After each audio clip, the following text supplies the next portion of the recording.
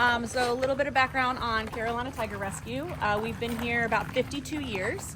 So a lot of our neighbors have been here about as long as we have, and they are familiar with the sights and sounds of the sanctuary. In fact, our lion Roman is calling right now.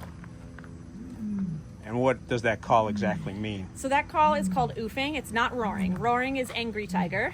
Oofing is a way for prides to stay in contact with each other when they're miles apart, but it also, in this case, it's going to be to reinforce territory. So there's a new group out in the sanctuary. It's early in the day.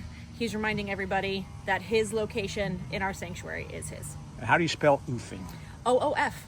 Oh, that's that easy. Yeah, it's one of those fun onomatopoeias like buzz. Onomatopoeias. All right. Yeah. So we got somebody oofing out there, folks. We do. I will do my best to introduce you to Roman today.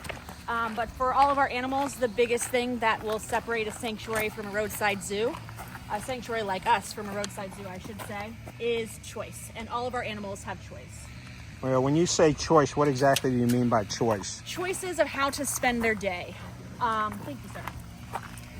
We have 56 animals currently, and about 20 of them live along our tour path. That means that those are the individuals that our public tours meet. Those So are the animals. 20 out of 56. Correct, Okay. roughly. We tend to play musical cats a little bit now and then, so I say roughly 20 because that number does change. But those are the animals that are more social. They are comfortable being around people they don't know.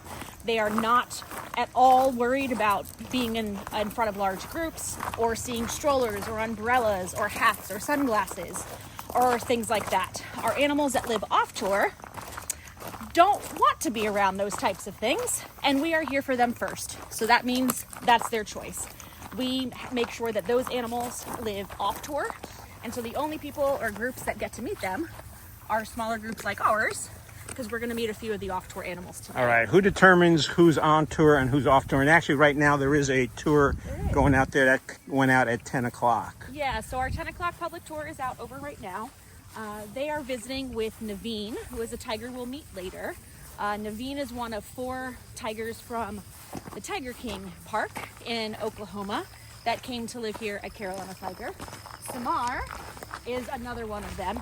But your question was, who decides whether an animal is on tour or off tour? And the answer is the animal. We're here for them first. If they get stressed being around groups of people, then we don't want them living anywhere near the tour path, because this is their retirement. This is their peaceful place to call home. We don't want to mess that up with something that we know is going to be a trigger for them. All right. So if someone's on tour like this tiger right now, Yes. Goodbye. can he, I assume it's a he, can he let you know that, hey, you know what, I want to take a break? Absolutely. We have animals that are on tour for years and then decide they would like to retire from the tour path. All right, this is going to be a silly question. How do they decide and how do they let you know? How they decide, you'll have to ask them. But how they let us know is generally in about 2 different ways. One, they just stop coming up for tours. Oh, okay. They don't want to interact with the people. They don't want to come up to the fence and see guests. Sometimes they'll get up and just walk all the way to the farthest point. And sure, they do that on any day. But when they consistently do that, that's a really good indicator to our team that they don't want to be part of the tour path anymore. So, Marissa, do you ever have Dr. Doolittle moments? Only in that I do talk to the animals. Okay. They don't talk back. Okay, that's good. Yeah. So, I mean, we don't have those moments. But if you'd like, we can go through. So this is our tour fence. It is what keeps the public at an appropriate distance from our animals. I'm going to trust you. I'm going to rely totally on you because you're the expert. Now, do you run slower than I do? That's the question I want to know. The good news is you don't have to run at all, because we have a variety of measures in place to make sure that Samar stays where he's supposed to. And then we have our rules in place that I implement and make sure you stay where you're supposed to stay. All right, before we go in, what are the general rules when you're taking a regular tour out here? Because we saw the tour group out there earlier. So Sure. What are the general rules for somebody who comes out here and says, hey, you know what, this was really interesting, I want to come out and tour? What are those rules? First, come on by. We've got tours every Friday, Saturday, and Sunday, and they run year-round. Your rules for when you come out here for a visit is going to be, number 1, you have to stay with your group. No wandering off, because again, we have animals that have chosen to be off tour, and we respect that and each other when we're out here in the sanctuary. Stay with the group, no running and screaming, control yourselves. There's no need to run and scream. I promise you the animals are secure. The biggest danger out here is going to be fire ants or poison ivy, particularly in the summer. And so that is another rule, is to be mindful of your step. If folks don't know what fire ants or poison ivy look like, there will be plenty of opportunities at the very beginning of the tour to point out what those things look like. You're welcome to bring water. In fact, this time of year, we strongly encourage it.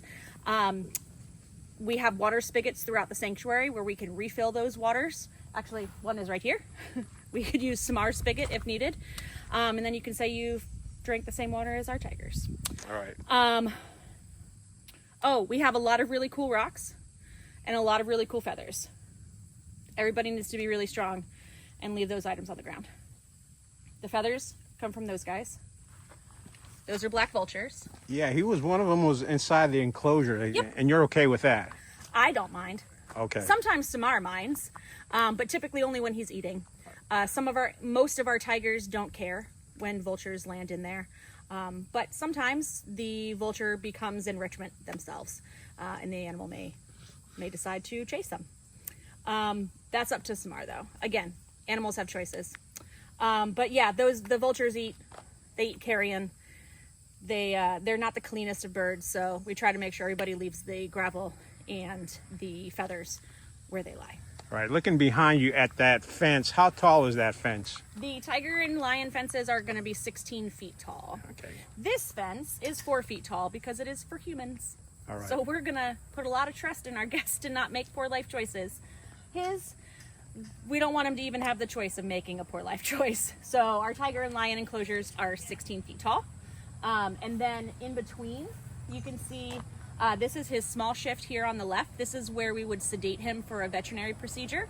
It's purposely smaller and it's purposely void of any furniture that he can hide behind, underneath, or inside of, so we can safely monitor his vitals while the sedatives take effect, so our team can safely enter the enclosure. But you can see there is a gate that separates those two rooms. These rooms are called shifts, and so he's in one of his big shifts right now. He has another one on the other side, so he's got about 16,000 square feet. And that's how we would be able to close off one room to be able to safely go in and clean, deliver a large food item, that sort of thing. So how do you prompt them into this area when you have the vet come out? We go over to the fence and I say, "Hey, Samar." Do you and really? He said, "Hey, what's going on?" But he doesn't talk back to you. He doesn't. He may chuff, which is kind of a greeting in tiger language. Our tigers often will chuff at their caretakers and people they're familiar with. And what is a shuff? I know we talked about an oof, but what is a shuff? We talked about an oof. A chuff it kind of sounds like a forceful exhale. It's kind of it's a forceful exhale that for them is a greeting. Okay, can you do that again? There you go. That actually sounds a little bit like a horse. Yeah, it kind of does. You're not wrong. All right. Yeah, so he decided to go in the back and the tour group is coming up. So we're going to make our way down to another enclosure and we'll come back and see him after. That's fine.